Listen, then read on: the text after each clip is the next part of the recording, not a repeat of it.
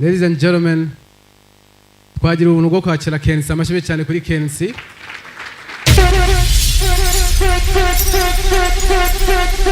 Umushoramari niwe nyiri Radio 1 and TV 1, mubihe amashyi cyane. Ni nawe nyiri Gasogi. Ladies and gentlemen, amashyi cyane twakire Kensi.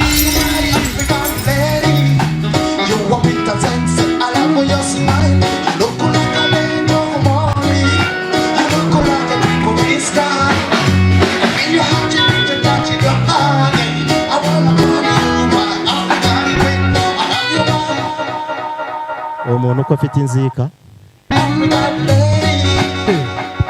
iyo wakindirimbo za original DJ afite inzika cyangwa nukunteranya na rubanda ababikoze ku bushake. Kensi, twishimiye kubana nawe.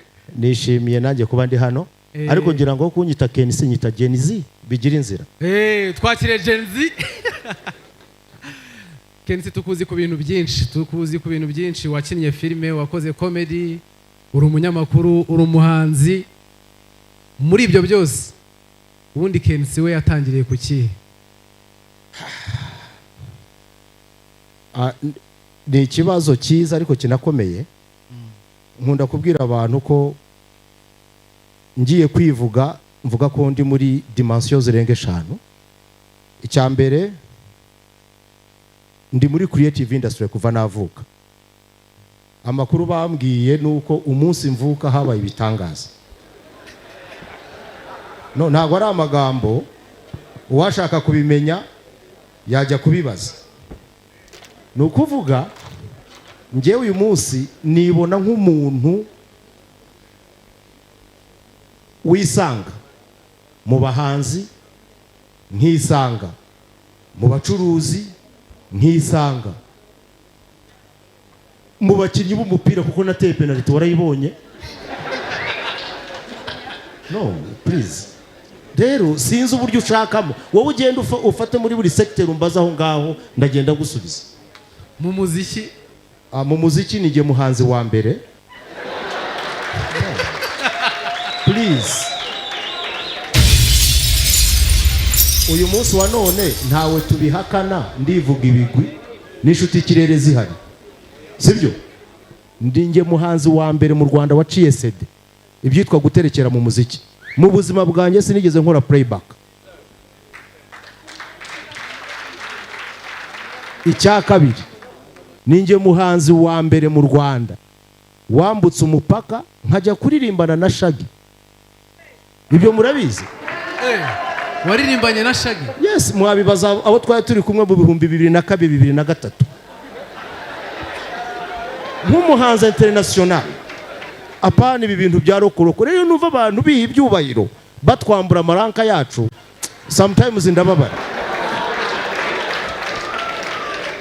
Ariko munyehanganira ubundi retired mu muziki, but I'm not tired, I can come back if I want.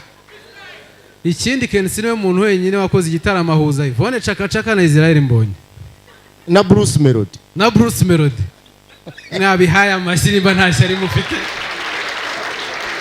Aho ni mu muziki. Watangiye itangazamakuru ryari? Natangiye itangazamakuru byanyabyo muri 2004. Byanyabyo bitari byanyabyo noneho buri bitari byanyabyo. Hari n'igihe no ku ishuri twandikaga amakuru y'ibyabereye, abafunze nguni, abakoze iki. Hano yari amakuru ariko atari nyayo. Ubwo ibyanyabyo nibyo kujya kuri mikoro ukavuga abantu bakakumva. Ariko by the way mfite n'agahigo, sinzi impamvu, ariko hari ibintu mwitesha kandi amateka yakaba yibuka u Rwanda kubera ibyo twakoze. Mfite ngira ngo record yuko ari nge wavuze amasaha menshi kuri radio, amasaha 17.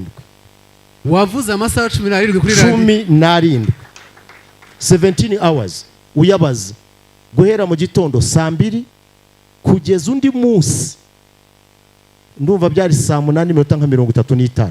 Uri kuri radio? Cyane. Iyo radio yari Flash FM. hari habaye iki? Very good. Icyo gihe twarimo twakira abantu bahamagara buri muntu wese uwifuriza mugenzi w'ibyiza, usaba indirimbo, ushaka kuvuga muri quartier kugira ngo umve iyo radio nshya. Umuntu wa nyuma wampamagaye yitwaga Sindi Kubwabo mu Ruhango. I still remember him.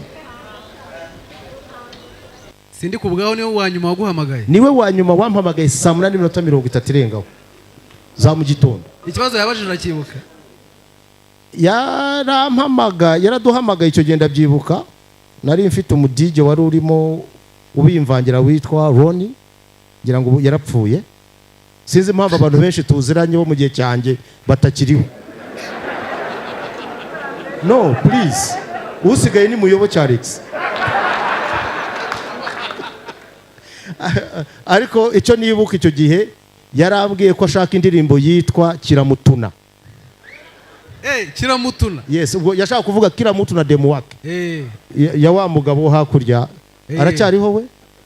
Mr Nice waracyariho. Uzamuzana hano ataramira abantu. Ukumuzana kabisa. Hanyuma hari twe tuzi wagiye twakubonyemo gukina filme. Ibyo byose tuzi. Ariko akazi ka mbere Kensi yakoze karakaye.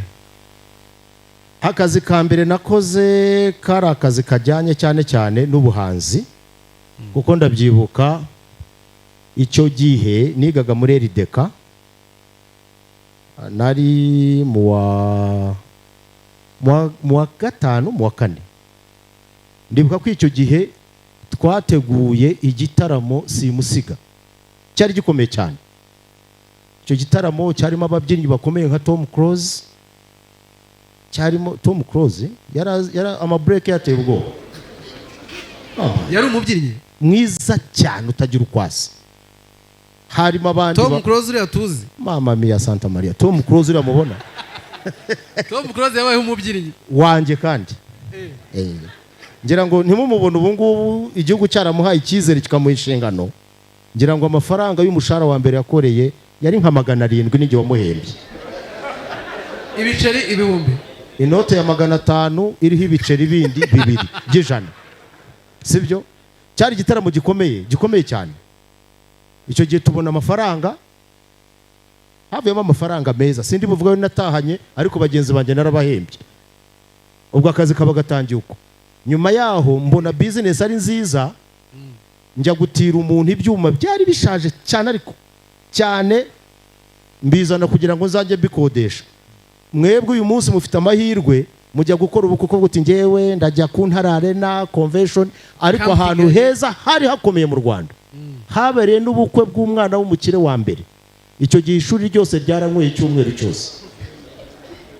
Abazi muri lise haba ubukwe bw'umuhungu wakaje guhagwa. Niho hantu iriya Juminaze ya lise basenye.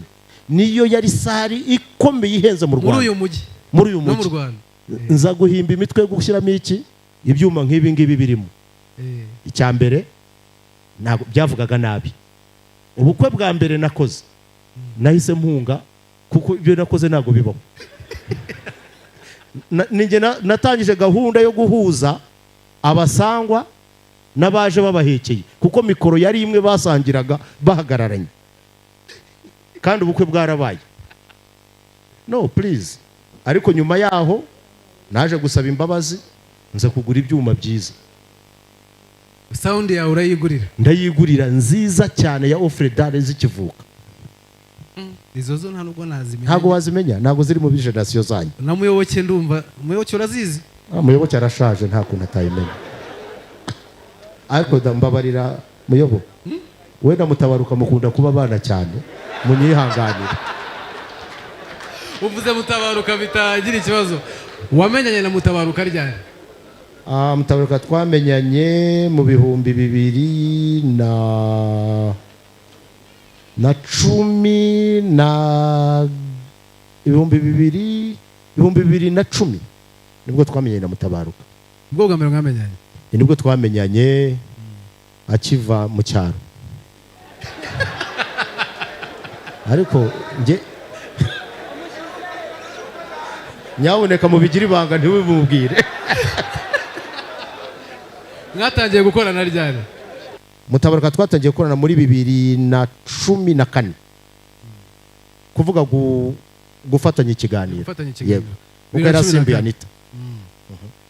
Hari abantu rero bajya bibaza Mutabaruka ukuntu umubano wawe na Mutabaruka ntago ari uwa, hari abantu bagufata nka boss mu kiganiro kandi uri umunyamakuru. Umubano wawe na Mutabaruka wowe usobanura gute? Umubano wanjye na Mutabaruka ni nk'umubano wanjye n'abandi bose. Mu buzima bwanjye sindi boss. Ndamutse ndi boss sinabyuka saa 10 nkagera hariya. Buranjye ambwira n'abantu ko ngi kuzimu. Ntago bize. Ugi kuzimu? Aha. Ntago uri bunzige. Ubwo se nukuvuga ngo mu buzima bwanjye nemera yuko Mutabaruka tubana nk'umukozi na mugenzi we. Iyo turi mu kazi tuba turi abakozi twese. Nukuvuga ngo amategeko aturengera baramwe. Wenda iyo tuvuye hariya buri muntu akajya mu nshingano ze twubahana mu bundi buryo. Ariko hariya abari mugenzi wanjye mpamvu za ko kantu nuko niba yazindutse saa 10 nkazinduka saa 10 tugategurana ikiganiro icya boss ngo ntabwo kiba kirimo. Iyo chemistry rero kugira ngo ikore nuko byanze bikunze twese tuba turi aba colleagues. Buriya kuba twakoranye imyaka myinshi singira abakozi. Rero niba ntafite abakozi ntago mba ndi boss, mfite abafatanya bikorwa, mfite colleagues. Yes. Amashuri cyane kuri KNC. Tugomba kuba abakozi sibyo? Igitekerezo cy'ikiganiro rirarashe cyaturutse kuki? Rirarashe cyaturutse kuri nge. Kuko iyo izuba rirashe umucyo ugaseseka rirasana amahirwe menshi. Buri muntu abagomba kwiyumvamo akumva yuko imbaraga zo gukora zihereye aho ngaho. Ariko twebwe kuri twe rimwe na rimwe rirakurasira rikakurasiraho tukaguha ibyo ukeneye kumenya cyangwa tukakugira imirasire yaryo. Ibi byose birashoboka. Rero kuvuga ngo rirarashe ariko niba rirashe aho ntirindasiraho. Impamvu rero nuko twatangiye dukora ibiganiro bya current affair tugaragaza rimwe na rimwe ibintu bitagenda. Abandi bumvaga yuko ari sakirire go kubikora, ngira ngo muzi nk'intambara y'amavunja bicyaduka. Rimwe na rimwe umuntu akavuga atari ko abantu atabana Shababu, abandi bakazana ibindi. Ibyo rero twavuga tuti rirarashe. Wakumva ko rirashe kuko nawe ubwawe niba wakoraga ibintu mu buryo buhabanye nuko bigomba kugenda ukavuga uti uyu munsi rirandasira. Uyu munsi rirangeraho. Ukurikije industry itangazamakuru mu gihe watangiye ukageranya niyo reka mbyita aba upcoming journalists cyangwa se bari kuza mu mwuga w'itangazamakuru none ahangaha, ubona ari ni ikihe kintu nayahe mahirwe bafite, ni nihe bibazo bari guteza? Murifuza ukuri? Ikimbabaza rero ni kimwe, uko muri hano mwese ntago nzababwira ibyo mushaka kumva, nzababwira ibyo mutifuza kumva ariko mukwiriye kumva. Ukuri nguko rero uyu munsi dufite abanyamakuru babanebwe, nta wifuza gutegura. Buri muntu wese arashaka kujya muri showbiz kuko bitari umusabe gusoma, undi wese arashaka kujya muri sport kuko bitari umusabe kwihinga. Twebwe rero mu gihe cyacu twagiraga, hari umuntu muri mwebwe, hari umuntu ugeze ukoresha floppy disk? Please, abantu bazi floppy disk ni bande? Floppy disk aba n'abagenizi kweli. Abazi floppy disk ni bangaye? Nuvuga ngo mu gihe cyacu nta internet twagiraga, buri muntu wese yagira mu biro.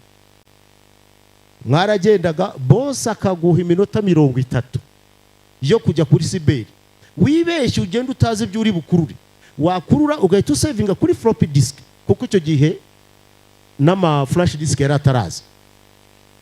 Urumva uburyo akazi kabaga kavunye. Ariko ibyo byaje bisimbura kujya kugura, kwiyabonesha ku bitangazamakuru byo hanze kugira ngo ubone amakuru atandukanye.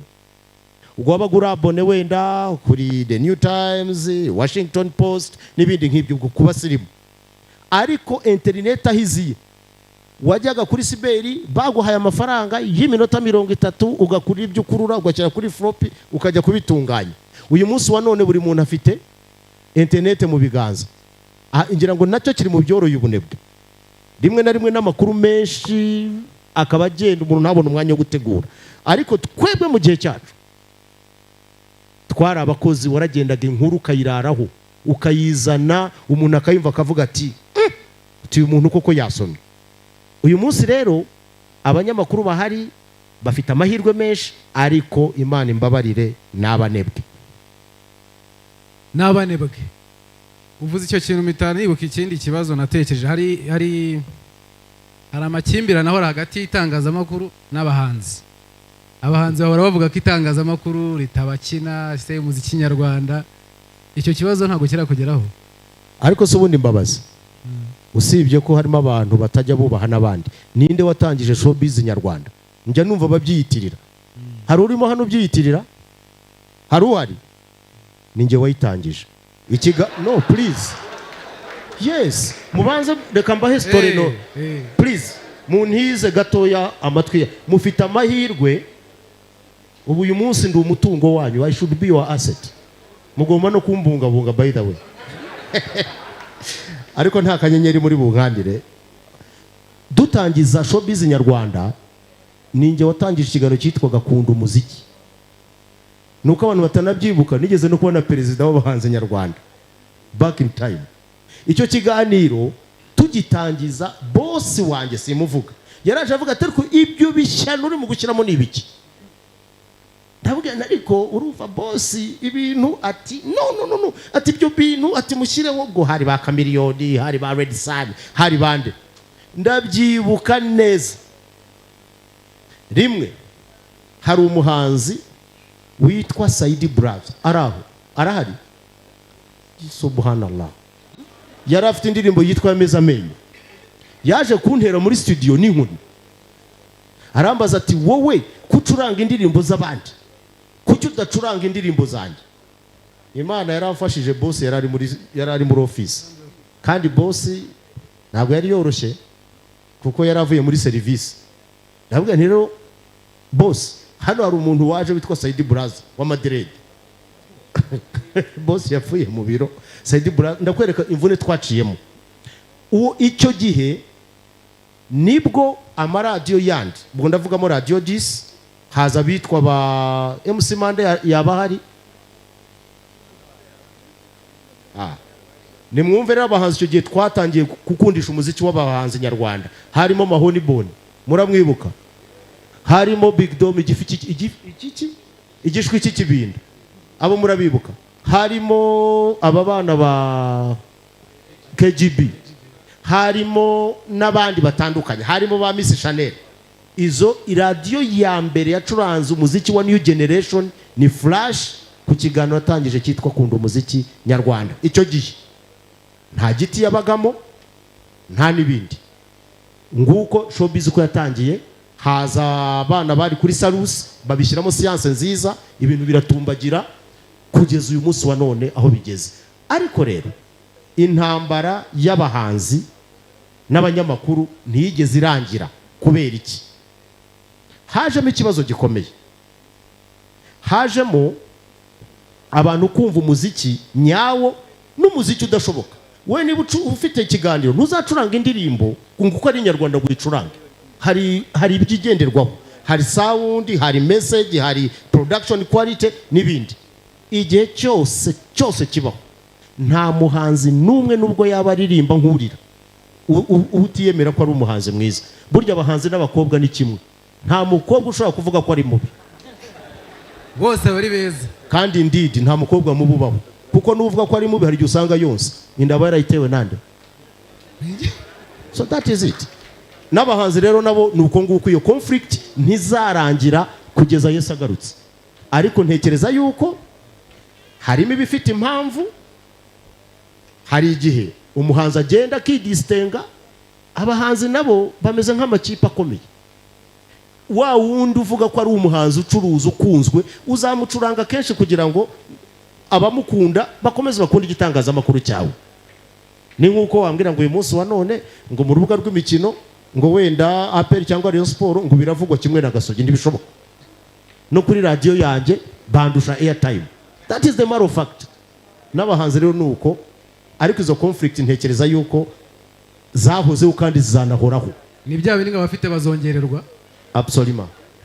Ni ukuvuga ngo jani yawe wahereye hasi, wakoze ibintu byinshi bitandukanye. Ni ikihe kintu cyaguteraga imbaraga byo kugerageza kuba umunyarwenya, ukagerageza kuba umuhanzi, ukagerageza kuba umunyamakuru, ukagerageza kuba umushoramari? Ibyo bintu bikora gute? Kuko kubihuza hari igihe umuntu abitekereza kumva harimo indi mpano. Inshuti zanjye, sinzi niba muri board, ariko niba mutari board please muntege amatwi mbabwire ikintu gikomeye. Hari ibintu bibiri abantu bitiranye: discipline and motivation. Discipline ni gukora ibituma wowe ku giti cyawe wigomwa ibyo wakabaye ukunda kugira ngo ugere ku byo wifuza kugeraho.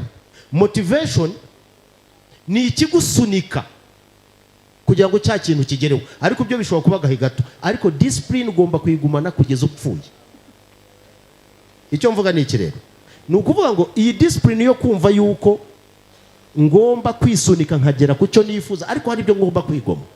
Urugero rwa hafi, nta na rimwe mu buzima bwanjye ndageza saa 10 za mu gitondo nkiri mu buriri mu myaka irenga 25. Saa 10 uba wabyutse? Nubwo naba nta kazi mfite, ndabyuka wenda nkicara nkanywa ikawa cyangwa nkajya mu cyumba cyanjye ngacuranga piano, ariko sinshobora kugeza saa 10 ry'ijyana. Nubwo nataha saa 9, saa 10 ngomba kubyuka. That is what we call discipline. Motivation mbere na mbere ni ukuvuga ngo uyu munsi wa none hari bimotiva, hari abana afite banjye, hari abakozi dukorana bagomba kugira icyo bageraho. Iyo ni motivation, nkavuga nti reka mpagarare kuri ibi ngibi kugira ngo ibi ngibi bitazabura. Ariko icyitwa discipline yo igomba guhoraho. Ni nayo mpamvu yonyine nshobora kuba naravuye ahantu hamwe nkagera ahandi. Ndaguha urugero rwa hafi. Nigeze kugenda rimwe mu buzima bwanjye, sinigeze naka kazi. Nta na rimwe ndandika iretire isaba akazi kuva nabaho. Ngira ngo wenda kamanda yantangira n'ubuhamya, sinjya naka n'umuntu iretire isaba akazi cyangwa mubwire ngo zanira diplome yawe, nkubaza ibyo ushoboye. Nta na rimwe, kuko sinkeneye diplome yawe, nkeneye ikiri mu mutwe wawe. Icyo ni kimwe.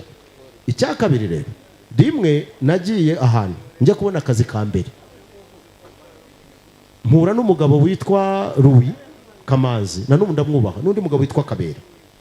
Twahuye ngiye kwikorera igitaramo, biranampira. Icyo gihe hari abana, sinzi niba bakiriho, bamwe bakiri muri creative industry, ariko uzashakisha, ndashimiye initiative yawe, uzashakira abantu bahoze muri Bad Boys, Good Guys. Amza yarabyinnye uyu nguyu. Arahari?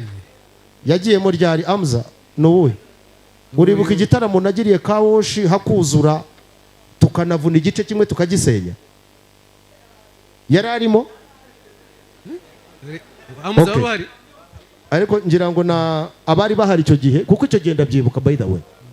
Hari abantu nazanye muri butu y'imodoka mbavanya ahantu hamwe. Icyo gihe nari maze gukora igitaramo ku Academy, ndibuka mu bantu nashoboye kuzanamo harimo Bakti, harimo MC Tino, ngo ariko abo bari abapampe banjye b'icyo gihe. Aha abagabo barashaje. Icyo gihe rero barakuze by the way.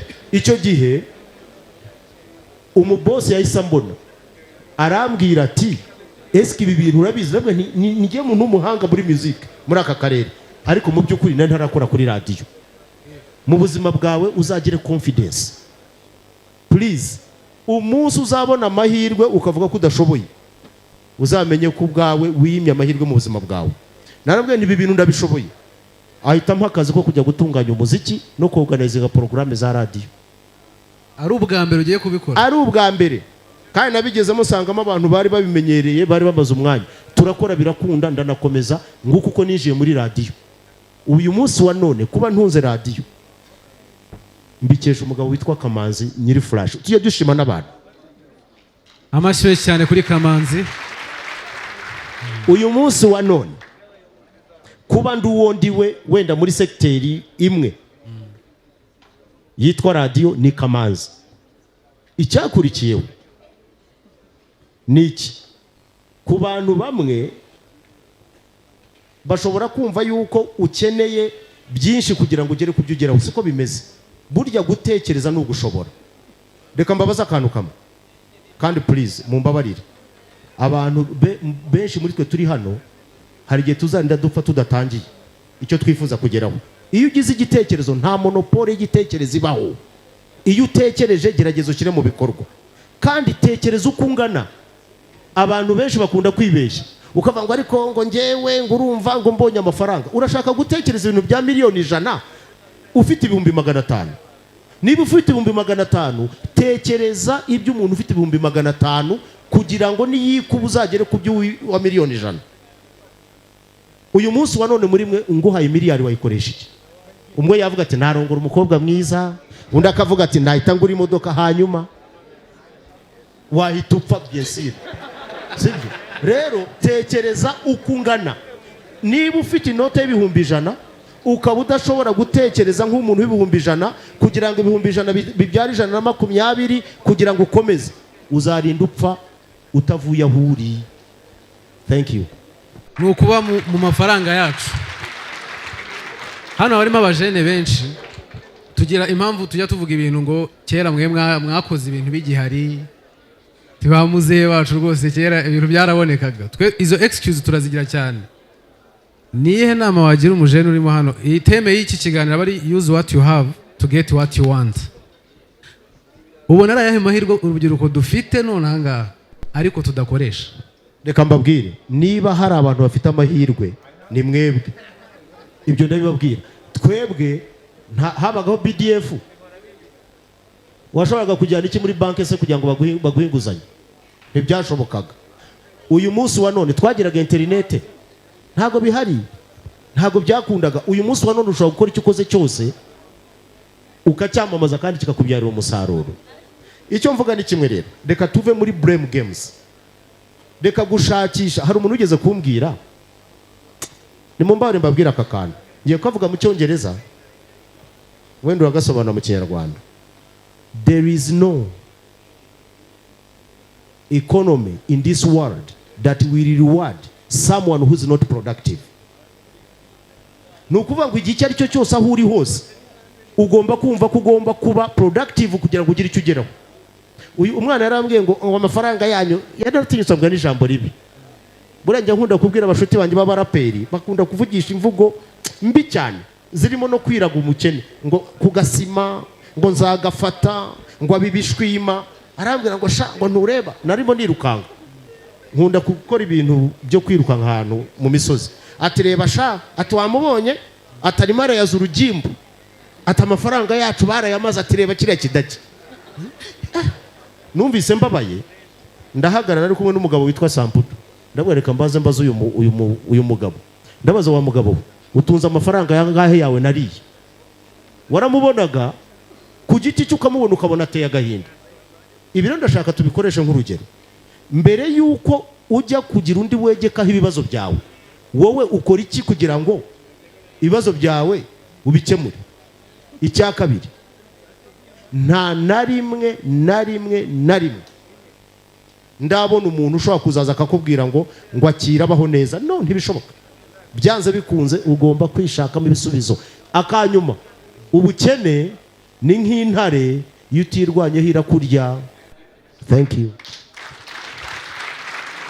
Amashyushyu cyane kuri Kensi. Ntago by the way Kensi ngewe ndabizi azi kwamamaza. Nicyo kintu cya mbere ngewe mushimira, azi kwamamaza. Kensi yazanye ikipe ariko ubu ngubu nubwo bavuze ngo ntago bayivuga ariko turayizi. Bashobora kutayivuga ariko barayizi. None se akanyenyeri kagasogera kazi? Icyo nicyo gikomeye. Reka nkavuge ndebe niba abantu bakagerageza kugira ngo bakamenye. Ukanda akanyenyeri 142 akanyenyeri 8 akanyenyeri 1 akanyenyeri 00 55 67 akadirishya bikurukira mu mafaranga izina ubona uze kumbwira. Ariko mbagira inama, hatagira umuntu ushyiraho 3 chiffres 4 chiffres s'il vous plaît. Ibyo ni byo kumaramo umuriro muri telefone karimo. Igitekerezo cyo gutangiza Gasogi cyaje gute? Aha, by the way, reka mbabwire, abanyarwanda dufite umuco mubi. Ari nacyo kinaniza bamwe mu bakiri bato, ikintu cyo gucana intege. Ngiye ntangira Gasogi wagira ngo nari nkoze nk'ibyaha mu mujyi. Ewa, numvise amagambo y'abantu bavuga ariko se muri aba bantu ko ntawe nagiye gusaba inama yo kwitangiza, baretse nkayitangiza ikamanuka.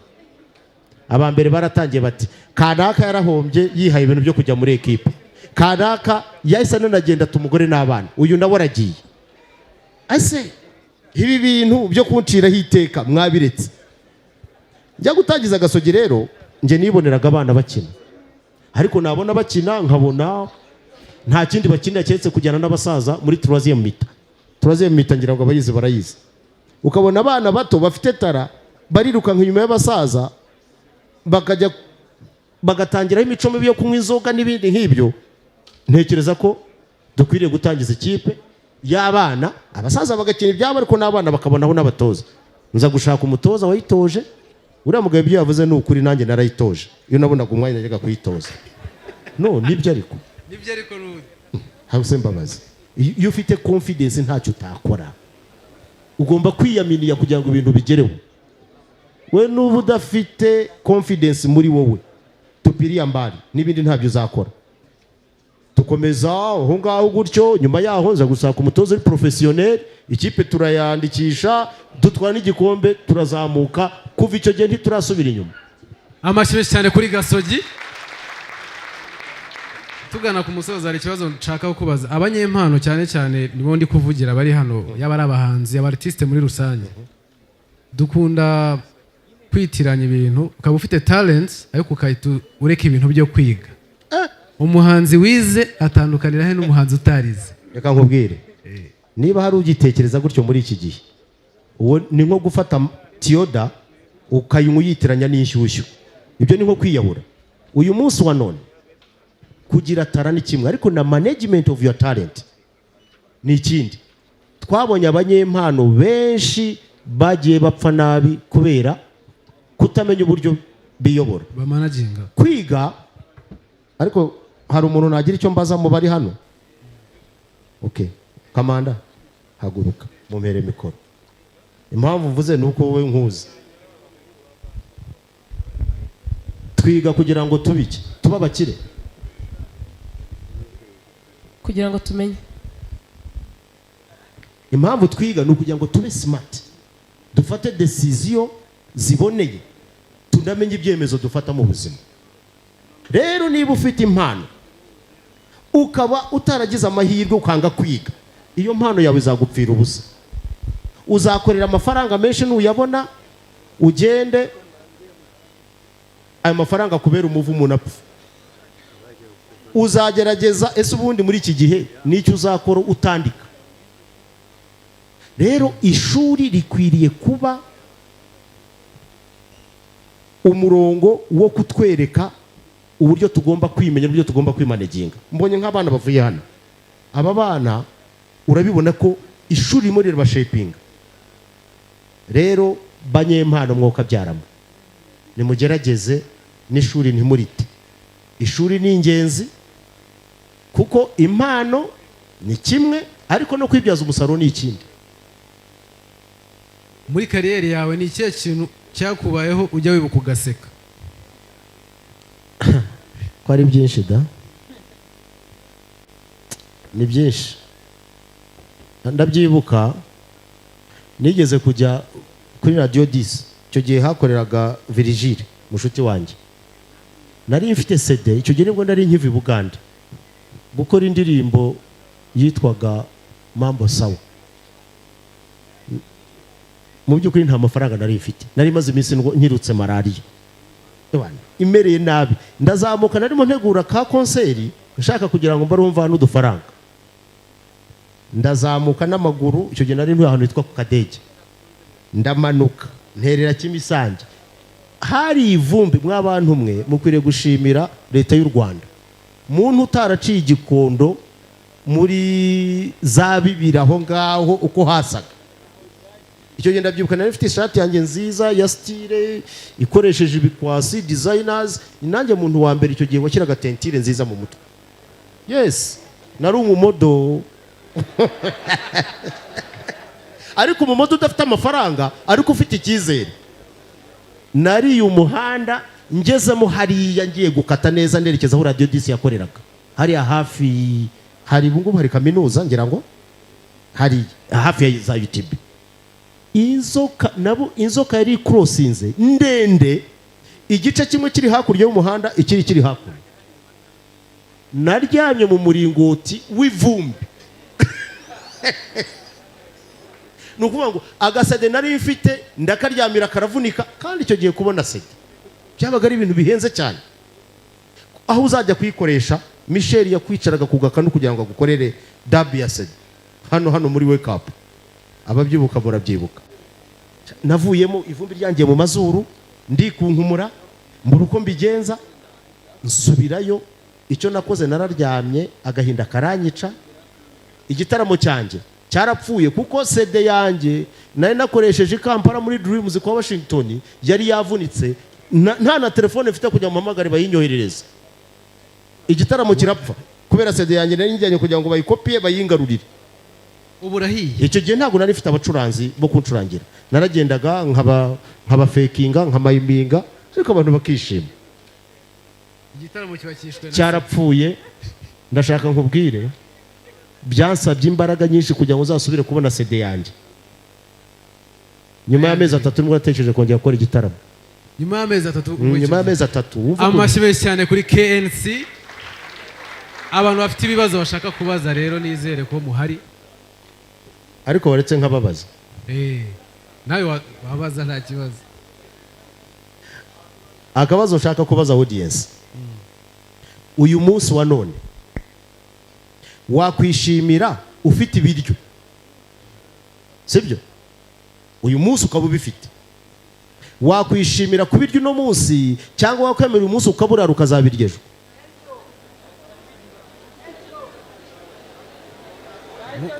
Tureka akavuyo mwe nasubize, mushaka umuntu uhagarariye ikipe.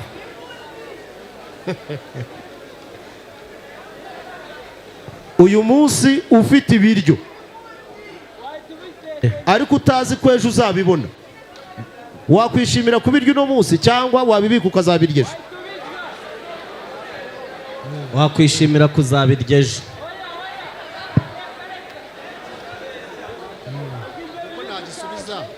Ntabwo bizi neza niba ejo uzaba uriho.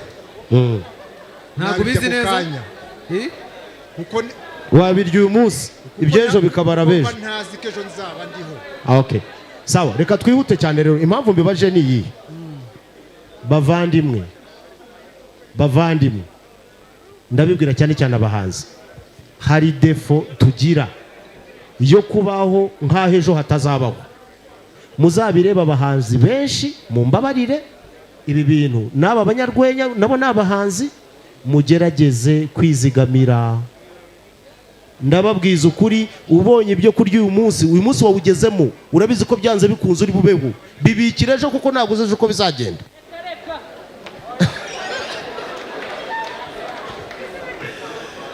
Amashyi cyane kuri KNC, wakoze cyane kutuganiriza. Thank you so much. Imana iguhe umugisha. Waba wibaza ahantu ushobora kugura telefone ya Samsung cyangwa iPhone ya original y'umwimerere ifite warranty? Samsung 250 ni igisubizo kuri icyo kibazo. Tugane ubashe kugura telefone muri zo twavuze. Reka nkwibutsa kandi kantu, ushobora kugura iPhone cyangwa Samsung ukagenda wishyura gahoro gahoro mu byiciro. Si ibyo gusa, Samsung 250 tugufite televiziyo za Samsung nziza ndetse na firigo nziza kandi ziri mu ngano zitandukanye. Nkwibutsa ko nanone ukeneye nka kamera z'umutekano, genzi kuka n'ibindi bikoresho byo mu rugo, watugana kandi tukabiguha n'ubundi ari original bifite na ya warranty twavuze haraguru. Abakinga bongera inyana ubwatsi,